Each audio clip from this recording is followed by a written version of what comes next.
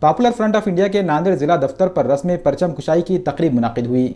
Popular front of India کے ناندیڑ ضلع صدر احمر ندیم نے قومی پرچم پھہرایا۔ اس موقع پر ناندیڑ شمال صدر سید زبیر عطا الرحمان اور ابراہیم و دیگر موجود تھے۔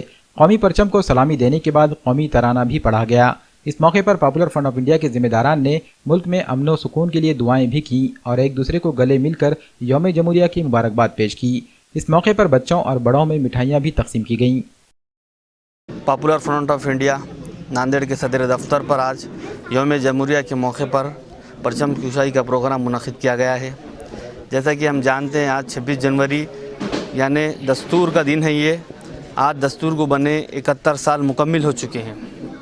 ہم دیکھتے ہیں جس دستور میں ہم مسلمانوں کو، دلتوں کو، آدیواسیوں کو سب کو ایک دستور نے برابری کا ایک حق دیا ہے، سب کو ذات انصافی کا ایک حق جو ہم کو حاصل ہے، اس کے لیے ہم کوشش کر رہے ہیں آج۔ لیکن اس ملک کے اندر جو پچھڑے طبقے کے لوگ ہیں ان کے ساتھ ناانصافی ہو رہی ہے، ان کے ساتھ ظلم و انصاف ہو رہا ہے۔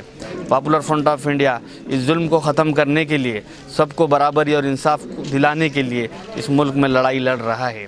26 جنوری ہم کو بھولنا نہیں چاہیے۔ ہمارا دیش آزاد ہونے کے بعد 25 نومبر کو 1949 کو ہمارا دستور بن گیا تھا۔ اس دستور کو بنانے کے لیے 2 سال 11 مہینے 18 دن کا وقت درکار لگا۔